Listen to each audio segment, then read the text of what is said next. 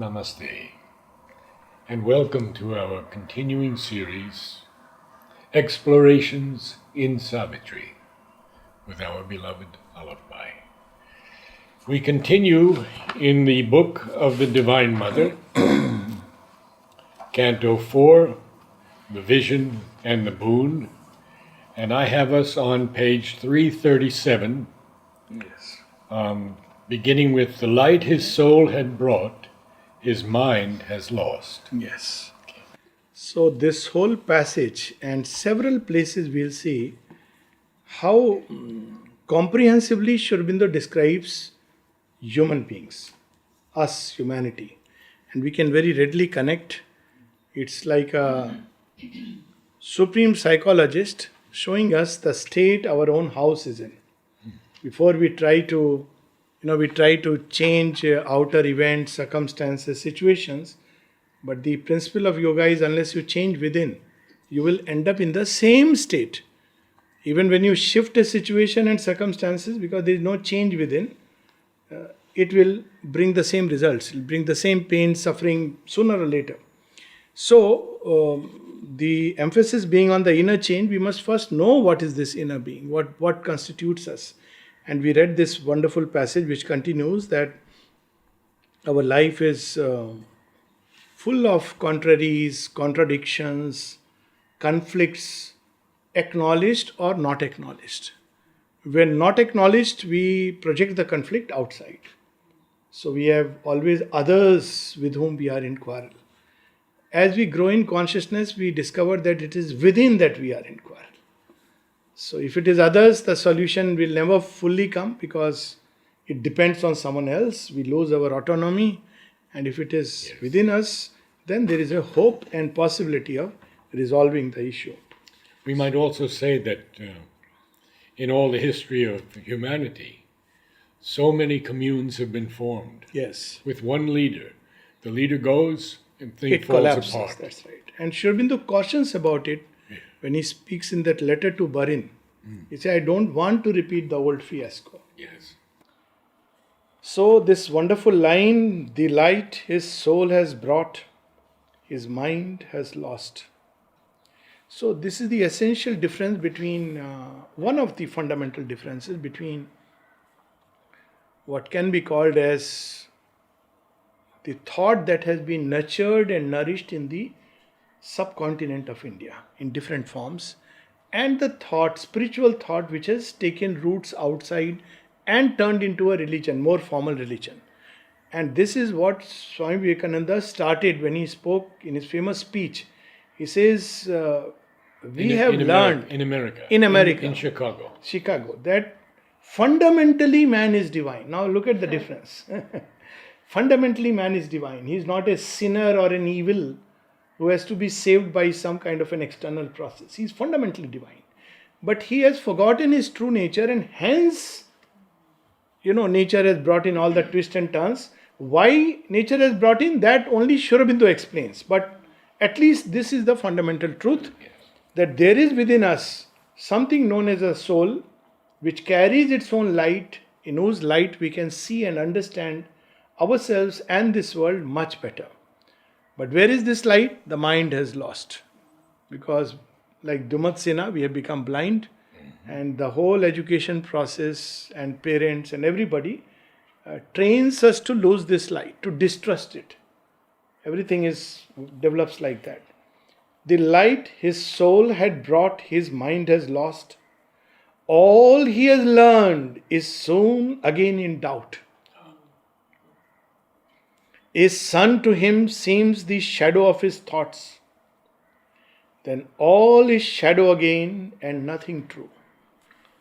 Long back, there was a seminar, of course, psychology people are there in Delhi University, and after which I stopped going because, all people called to, with spiritual bent and spiritual inclination, there were a number of subjects. But there was not a single subject on the soul and the divine. So I said, we are trying to fit it into, still within that frame. It doesn't work like that. There is no spirituality without a soul. There is no spirituality without the divine. You may call it by different names. You may call it highest, you may call it thou, it doesn't matter. But there is a state which is far beyond our mind and something far deeper than the surface consciousness. And how to come in touch with it, that should be the focus. So, but what we are taught is to doubt. It's regarded as a great capacity. In India there was a debate some time back on asadoma sadgamya. So he says, how can you take it for granted? You have to start with doubt. So it was the silliest argument, and those who were arguing for and against were both being silly. But that is taught in most Most, schools, yes. especially in the West. Yes. Doubt everything, challenge everything. Yeah. I mean, nothing wrong in. There is a healthy skepticism which is tinged with a seeking spirit. But if you doubt a priori, then there is no seeking spirit. This is the fundamental difference. I don't know whether there is sun or not, but it's worth trying. There are countless who have found, and it's worth trying and discovering. And the other is sun doesn't exist because there are so many who don't see it, don't know it. Now, this is an a priori denial. This is dangerous. Whereas a doubt which agnosticism, which leads to a seeking, is perfectly valid. A sun to him seems the shadow of his thoughts. Big books, academic books, sun, which is nothing but shadow. But he thinks it is something very luminous, Then all is shadow again and nothing true. Unknowing what he does or whither he tends, he fabricates signs of the real in ignorance. So there are systems, philosophies, fabricate signs of the real. And that's why all the wise who have ever known put in paradoxical terms. When they are asked, do you know God? So they will say, no. Why? Because there is always something unknowable. It's not that they have profound experience. That's how Buddha was misunderstood, still misunderstood. Anatmavad. He simply shook us from all constructs we may form of the divine. He will always remain beyond comprehension. That's something very beautiful because it helps us to remain young and move constantly beyond and beyond. The moment you say, I know him, he's a good guy sitting out there with a carrot and a rod, probably wears some nice glasses. A long beard. Oh, long beard, that's right, I forgot. All this is so dangerous, I know him. Unknowing what he does or whither he tends, he fabricates signs of the real in ignorance. He has hitched his mortal error to truth star. So he thinks, that this is going to lead him to heaven. I don't want to qualify further. Heaven with 70 or whatever number. No, we'll pass on that. Heaven of our own constructs, of our own wishes, of our own follies and stupidities. Yes. He has hitched his mortal error to truth star. Wisdom attracts him with her luminous masks, but never has he seen the face behind. This should be the quest. Nowhere we should stop unless we have really seen, without that just turning it into even the highest truth, even with Sri Aurobindo and the mother, we can turn them into a belief system. But it's a yoga. And we must go right through to the end. Doesn't matter how many lives it takes, but that should be the spirit. That's how, Swami Vivekananda became Vivekananda. Why? What is the difference between, again, sign of a healthy skepticism? He says, I don't believe. So he says, oh, is it? But Mother Kali tells me otherwise. He says, who is this Kali? He says, why? You want to see her? Can you show me? Acha, you will see her. And then he puts a hand over his heart.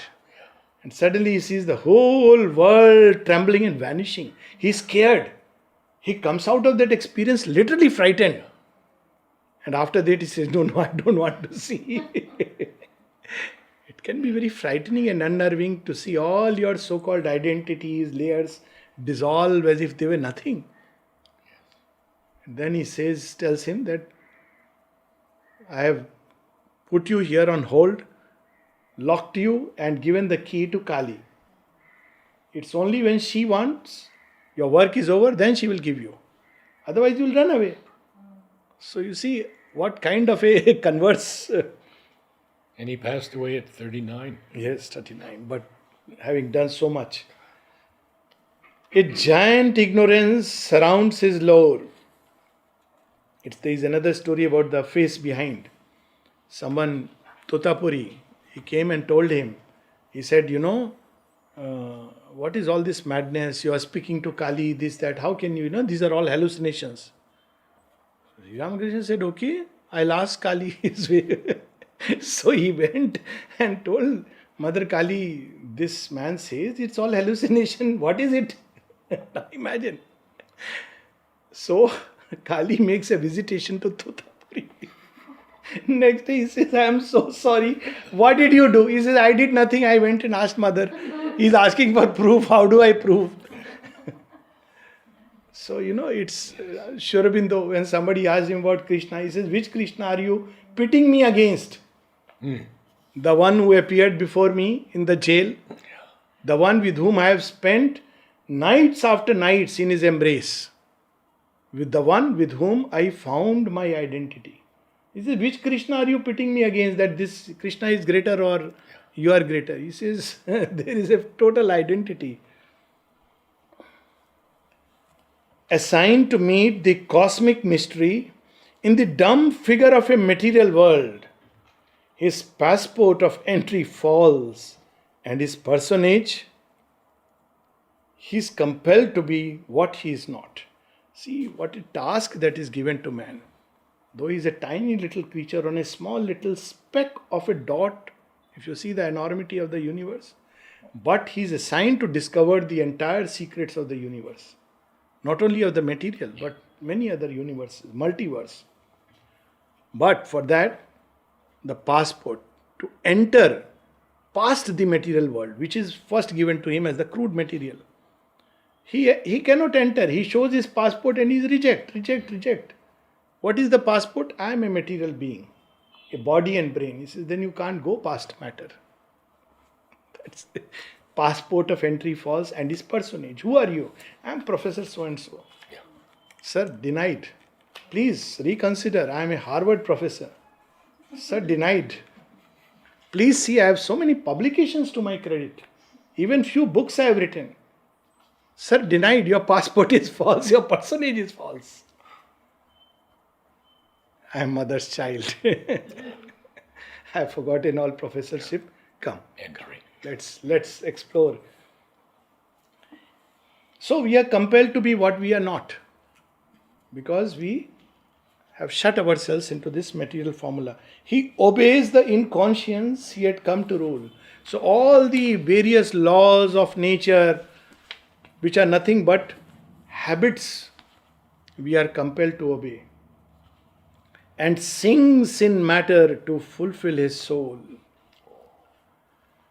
Awakened from her lower driven forms, the earth mother gave her forces to his hands, and painfully he guards the heavy trust. What forces? In light of intelligence, a tremendous power.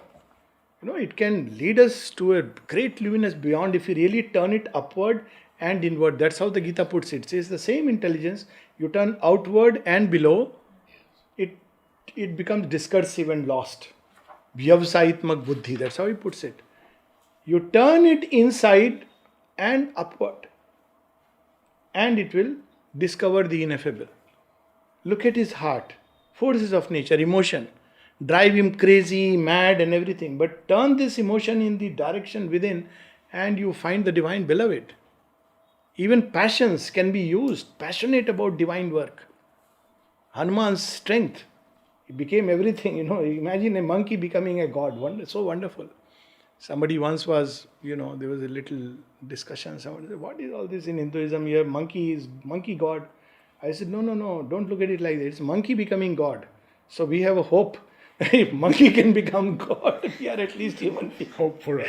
Even monkey's restlessness can become godlike if he turns it towards divine work. So, all these forces are given to us and we don't know what to do. Painfully we guard so that these forces can destroy us also. So we have to guard, keep them sheltered, because if they go, it's a fire that can burn down the house. Passion without, any kind of restraint or emotions, they can lead life to so much unhappiness. Intellect can become a problem. But when turned rightly, these forces of nature, they can give him entry into. And Earth Mother has given. Earth Mother has given. His mind is a lost torch bearer on our roads. He is a torch bearer. But show us the way. He says, I don't know where I have kept the torch. There is so much humor, subtle humor in Savitri. His mind is a lost torch bearer. Without the torch, he is supposed to show the way. And that's what is called in the Upanishad as the blind leading the blind. So, first let the torch be lit. Illumining breath to think and plasm to feel, he labors with his slow and skeptic brain, held by the reason's vacillating fires. Utmost that he can imagine or think or hope to have is reason. There are many, many ways of knowing which are beyond reason, but he stops with reason. And vacillating fire. So reason convinces that this is true. I was just discussing 200 years back, people used to use leeches and bloodletting as the treatment. Oh, yes. One of the American president died, and it was the royal physician. He had a throat pain, what today would be pharyngitis, treated with amoxicillin, augmentin. So he treated with bloodletting. Now he became worse because the fellow was getting weak. More bloodletting. He ultimately died of sheer blood loss. And that time the rational people believed that this is the cure. Today we have these cures, and 100 years down the line, doctors will say how barbaric these fellows were. They were cutting the body with knife like this. So this is how, reason's vacillating fires. Today you are convinced, tomorrow it's in doubt again. So the fire vacillates. Skepticism and vacillating fire. To make his thought and will a magic door, for knowledge to enter the darkness of the world, and love to rule a realm of strife and hate. So he is laboring, and he can use this intelligence as a magic door. But for that, instead of skepticism, with faith he has to make it into a laser point, knocking at the gates of the unknowable. Then the door opens and the light comes. Or he has to make this love within his heart aspire to the highest heavens to bring the perfect love, perfect joy upon earth. But ordinarily, that is not the fate. A mind impotent to reconcile heaven and earth, and tied to matter with 1,000 bonds, he lifts himself to be a conscious God. This we know, a mind impotent to reconcile heaven and earth. We want the heavens, but we don't want to lose the earth. And when we turn towards earth, we lose heaven. This is a common problem. Very often people say that how to keep the presence all the time. They say that when we come to Pondicherry, it's so nice. But how to keep the presence? So it takes long. The first reconciling point is the psychic. First reconciling. The last is the supermind. Other than that, there is no way you can reconcile. You will be either here or you will be there. So we have lost that for the moment. And yet we aspire to be a God. Even when a glory of wisdom crowns his brow, when mind and spirit shed a grandiose ray, to exalt this product of the sperm and gene, this alchemist's miracle from plasma and gas. And he who shared the animals run and crawl, lifts his thought stature to the immortal's heights. His life still keeps the human middle way. His body he resigns to death and pain, abandoning matter is too heavy charge. Look at the entire range. He says, yes, his body is still of an animal make, sperm and gene and gas. But sometimes, here and there, the thought can free itself, and discover something beautiful, high. Yet it is unable to change his life. It continues to struggle. He resigns his body to death and pain. You know that story of that Dante's Inferno. Inferno, where he has that vision and he sees Virgil. Yes. And Virgil says, I can make you cross this river, but beyond it I cannot take you. He says, you have been such a great intellectual. You have actually he almost foresaw the coming of a new consciousness and a new being. He's not an ordinary, philosopher. He's not a thinker. He's beyond it. Almost a half-seer. He says, no, I cannot take you beyond. Why? He says, because I still had doubt. And I lacked faith. He admits. He says, I still had doubt and I lacked faith. So who will take me beyond? Wait, there is somebody you know. Who comes? Lo and behold, a girl whom he had loved. And she had died. And she was an ordinary peasant girl. He says, you have come to take me beyond? Yes. Who are you? I am Beatrice. Don't you recognize me? Yes. Yes. Oh. You had loved me once. It's for that love I have come. She is a portion of the Divine Mother and he didn't know she is moving around. She left her body and takes him to the high and she bids him, don't look back. That is the only command given to him. I'll carry you to the highest, but don't look behind. Look at, And we have seen this often in classical literature. Yes. Persephone. Yes, that's right, Persephone. And there's another one that, again, Greek literature, Orpheus. So, he descends into Hades. Yes. And with the music, he's trying to, just like Ruru and Pramadvara, love and death. And again, he's told, don't look back. Right. It's like if you keep on entertaining the past, forget about the future. So that's the whole,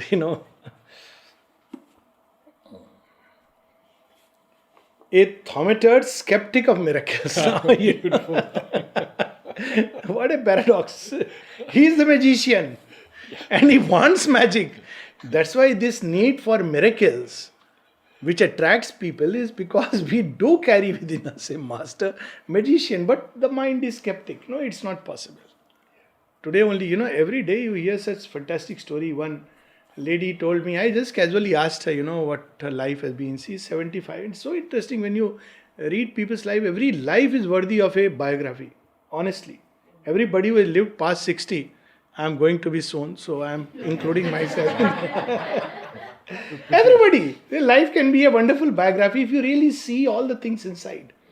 So she says, long back she had come with her husband. To cut a long story short, and he had a chest pain, ECG showed, a severe heart attack. Another half an hour he'll die, and he was told to rush to nursing home.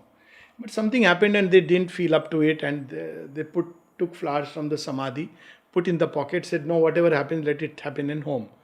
Nothing happened. Next day he's fit and fine. So he came again. Now ECG is normal. So doctor said, how you should have died. He said, but I am alive. What to do? He died after some years in Nagpur, not here. They had to go away. So you see, there are things, everything is possible in this world. But something within, skeptic of thaumaturge, skeptic of miracles. Of course, this not to say that, we should be leading life like, just thinking of impossible miracles. But by miracle means there is always a possibility of intervention of higher forces which can change the fixed course of destiny. That's what miracle means here. A spirit left sterile of its occult power. Look at this line. The omnipotent dwells in this house of flesh. But you can't do anything about a sickness, about a body. We have to go to a doctor. Ask the spiritual people why. Karma. That's a very neat caveat. Well, can't he dissolve karma? He is omnipotent. No, that you have to suffer. Dispensation. And the mother says, my child, the grace can completely dissolve karma. Yes. She gives examples. She says, and it doesn't need big things. She says, sometimes one moment's call is enough. A little aspiration. Then she says, even if you can't call an aspiration, just a little faith is enough for the grace to dissolve karma. Because that's what is omnipotence. But why this omnipotence doesn't work? It gives us a spirit left sterile of its occult power by an unbelieving brain and credulous heart. Between the two, unbelieving brain, no, it's not possible. Heart, oh, then immediately it must happen. Credulous heart, like those TV shows where, oh, what are you having? Okay, done, you are cured. It takes time. There is a process by which even miracle works. And if we don't, so credulous heart. Halfway he stops his star of destiny. Thus has he missed, oh, yes. He leaves the world to end where it began. His work unfinished, he claims a heavenly prize. What is the unfinished work? Is transformation of matter. That's why we have come into this world. Otherwise, there was no business for the soul to leave such wonderful state. We are plunged into darkness so that it be transformed into light. That is the Asadoma Sadgamya, the original. At many levels one can take it. So, we don't finish that. We have just found something, had some experience, or worse still, subscribed to a formal religion. Now we say, I must go to the highest heaven. It will be a heaven of our making, that's it. Because the work is unfinished. This is the work of works. Work is left unfinished, reminds us of life divine, that Sri Aurobindo's famous line. The ascent to the divine life is the work of works. The human journey. The human journey, that's right. The ascent to the divine life is the work of works, is the human journey, the work of works, the sole acceptable sacrifice, without which man would be nothing except like a worm who has somehow managed to form in a little speck of mud and dust amidst the appalling immensities of the universe. What is the work of works? The ascent to the divine life. If a child says to a parent, 12th standard, I want to do work, very good. What work you want to do? Ascend to the divine life. Show to a psychiatrist. Whose lectures are you listening? Do it after retirement. That time he'll say, divine life, this is the time when I can only pray to Lord Yamaraja. Please spare me the nose. Don't make it too tight. Do it quick. Jhatka. Halal. Thus has he missed creation's absolute. Halfway he stops his star of destiny, a vast and vain, long-tried experiment, an ill-served, high conception doubtfully done. The world's life falters on not seeing its goal. So we have conceptions of God and everything, but hardly it doesn't change our life a jot, because we are happy to make a belief system out of it and feel comfortable. At least my seat is secured in heaven. That's the end of the journey. It doesn't matter. So that's how we miss the goal. A zigzag towards unknown dangerous ground, ever repeating its habitual walk, ever retreating after marches long, and hardiest victories without sure result, drawn endlessly an inconclusive game. So, even when we think it is victory, Alexander won a victory, Chandragupta Maurya, great empire, and these are great deeds, no doubt, all greatness needs to be, appreciated.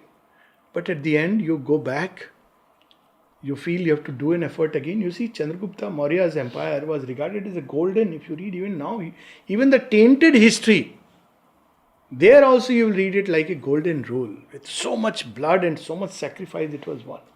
But it has vanished. His empire extended right from Kandahar right to the southern states. Vanished. So, because till this transformation takes place, all victories will always be half-hearted victory. That's why in 1962 when the mother says, and the deed is done, the victory is won, it is so significant. Because victory means ultimately this. Yes. Few more lines we'll read. So, you would like to read? Sure. It's wonderful. Yes. In an ill-fitting and voluminous robe, a radiant purpose still conceals its face. A mighty blindness stumbles hoping on, feeding its strength on gifts of luminous chance. because the human instrument has failed. The Godhead, frustrate, sleeps within its seed. A spirit entangled in the forms it made. A spirit entangled in the forms it made. His failure is not failure, whom God leads. Through all, the slow, mysterious march goes on. An immutable power has made this mutable world. A self-fulfilling transcendence treads man's road, the driver of the soul upon its path. It knows its steps, its way is inevitable. And how shall the end be vain when God is God? So beautiful. So, as always, Sri Aurobindo, toward the end, summarizes and uplifts everything. Yes. So, till now we see man's strange state. So, what is the solution? And it ends with, in an ill-fitting and voluminous robe, the body, ill-fitting, the soul, angushtha matra purusha. Voluminous robe, so many layers around, A radiant purpose still conceals its face. A mighty blindness tumbles, hoping on, feeding its strength on gifts of luminous chance. When somebody thinks like, giving up, suddenly something happens. A little door is shown, a little light, an incident, and you once again, So like these little glimpses, you move on. So this is how man's journey is. And he puts chance within all caps. Yeah, and that's why luminous chance. I mean, it's something which changes the course of life once again. And this is so common in spiritual life. People think, oh, why am I? And suddenly one day something will happen, an inner opening, and you say, yes. So one carries on. Because the human instrument has failed. So it is not the failure of the soul. It is the instrument of nature which are unable to support his journey. So he's sitting in a vehicle, when Rama and Ravana are fighting in Ramayana, it's very interesting. So Ravana is shooting arrows from all over the place. He has some fighter jets, supersonic and all that. And Rama is on the ground. He's got a chariot which can only, take you on the ground. But he is fighting. He doesn't give up. Suddenly the gods descend. And they tell him, sir, this is not fair. He says, I know it is not fair. I know this world is not just and fair. Yet I must fight. So they give him Indra gives him his own chariot. He says, you ride this chariot, it will take you to subtle levels. It's a very fascinating story.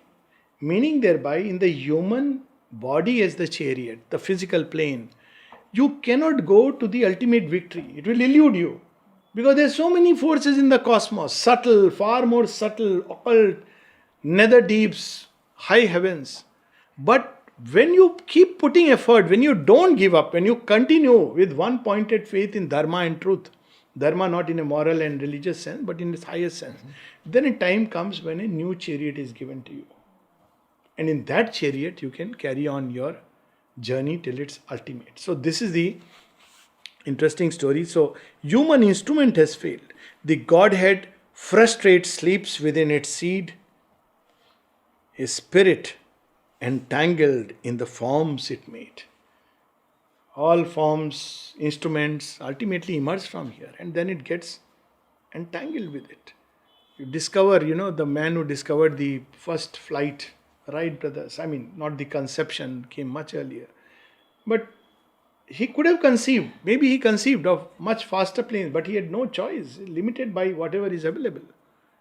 So it's frustrated. It says, I know potentially it can. There was a movie on that, where the first discovery was with one of those Maharashtrian persons, I forget his name, Talpade.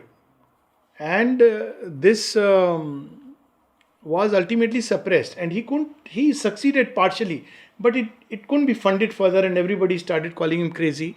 And little later, the Wright brothers came up, and some people believe that they patented the design and picked it up. That was happening that time quite often, so it's quite likely.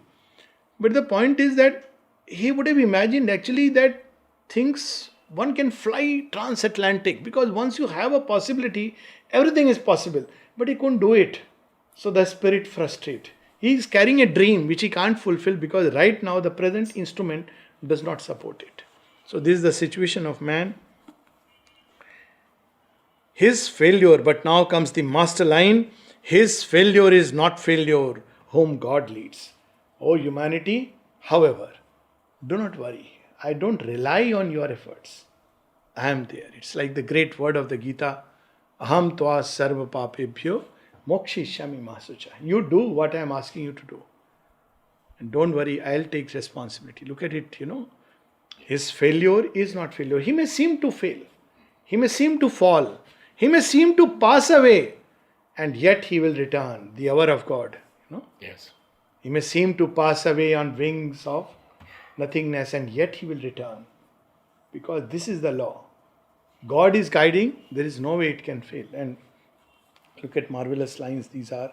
His failure is not failure, whom God leads. So what is that failure? It's a learning experience. It's a effort which will help us towards growing further. It's a part of the process. It's not failure, but it's a part of the process of the change. Through all the slow, mysterious march goes on. Sometimes we don't know whether we are progressing or not, and yet we are progressing. An immutable power has made this mutable world. A self-fulfilling transcendence treads man's road. Man, thou art not the author of this world. Don't worry. I have not consulted you while making the world, and it's my responsibility. Look at the power in this. It's not your responsibility. You do your best. You have a role to play. But even if you fail 10,000 times, I ensure you that the ultimate victory is going to be. This is the spirit, and this is the thought we must always carry. A self-fulfilling transcendence, and it's bound to fulfill itself. The driver of the soul upon its path. Shri Krishna is the charioteer, taking Arjuna through battlefield. People that time may have asked him, are you God? I don't know. People believe you are God, yes. Why are you taking your favorite disciple through the battlefield? Acha, tell me what is going to happen. He did reveal to Draupadi, oh, happen? You are serious? Yes. I see the battle is there and you could have averted, but you are not averting it for some reason. So what are you going to prophesy? Pandavas will win? He says, that for sure. What else? Everything else will be destroyed. Oh, please, my children. No children. Abhimanyu at least? No way.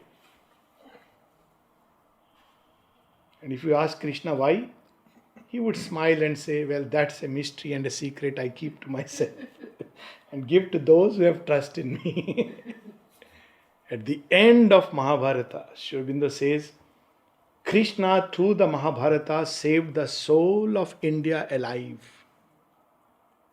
Another aphorism where he says, men die so that man may live and God be born.